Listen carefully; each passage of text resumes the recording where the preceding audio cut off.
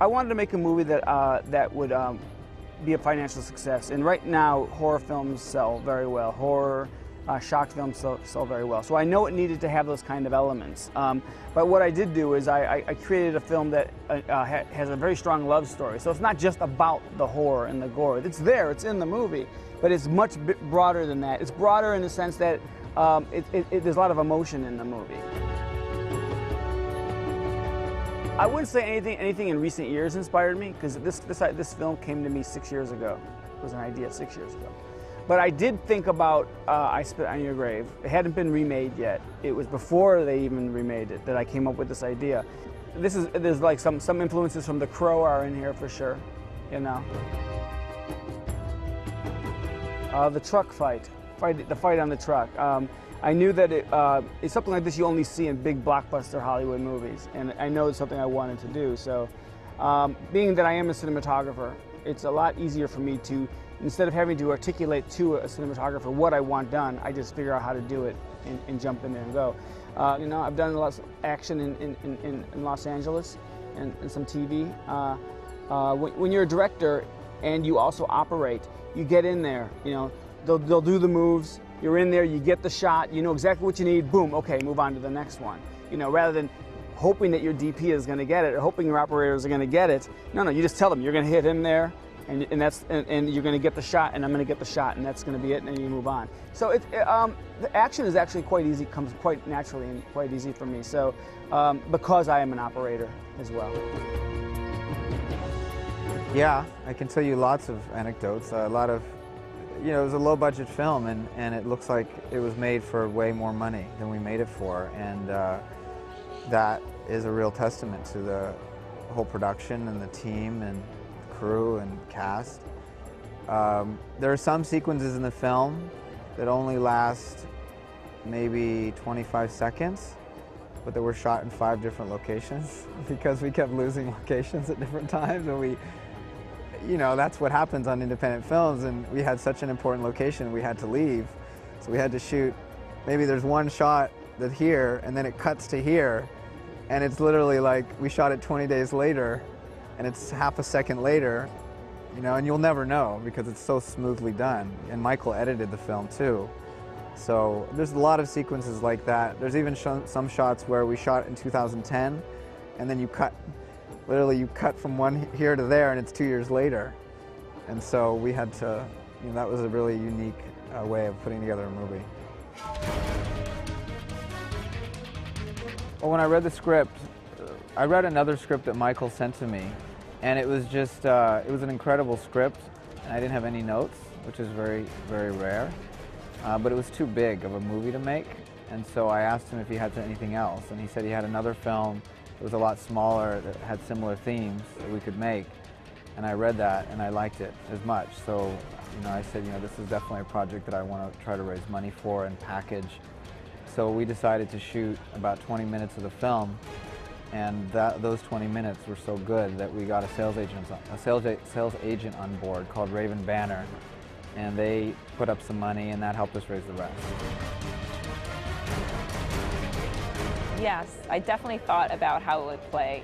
And, you know, believe it or not, I was sort of pushing early on some casting choices that would have actually played very well in certain markets. But because it took a little while for funding, you know, we ultimately had to, like, maybe not go with some of those people. And we got amazing casts eventually.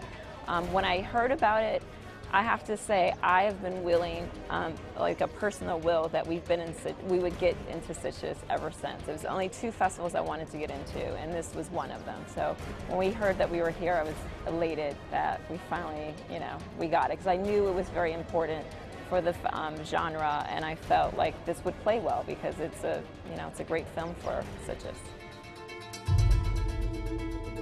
The biggest response that we've gotten, I think, as a surprise, that surprised us a little bit, was from women who said, I love this film.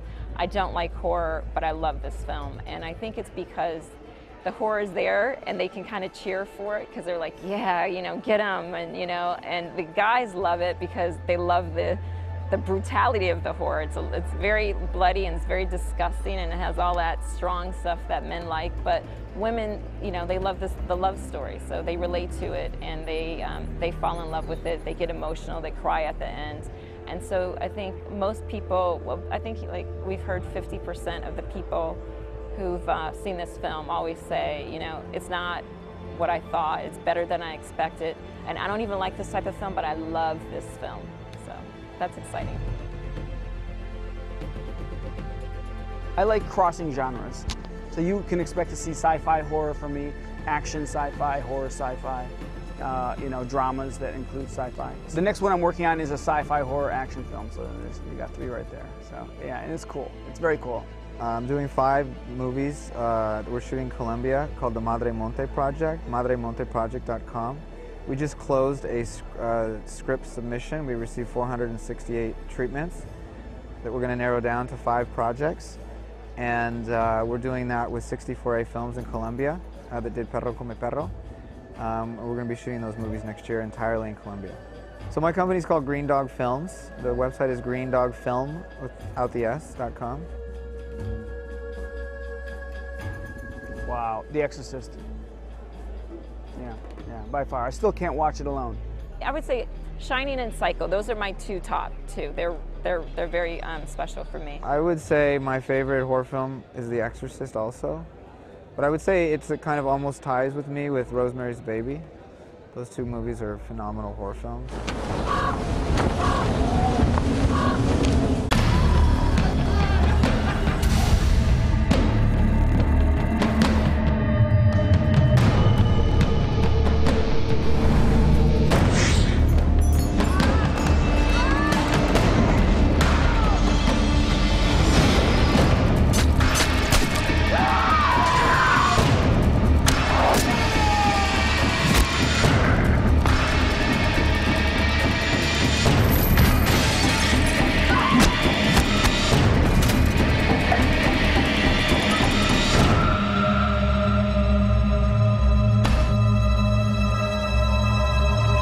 Hey Terror Weekend, I'm Michael Ojeda, director of Savaged. Come see Savaged at Mullins at the end of this month. Hello, Terror Weekend fans. My name is Jason Gurvitz. I run Green Dog Films. I produced Savaged, the movie. It's playing in Mullins de Rey. I hope you can all come and see it. Bye. Hi Terror Weekend fans, I'm Lezlie Wheeler. I'm one of the producers on Savage. Please come and see us at Mullins Film Festival. We just played Sitges. People enjoyed it. It was a lot of fun. And if you love our film and want to support us, please go to Facebook or Twitter at savagethemovie.com.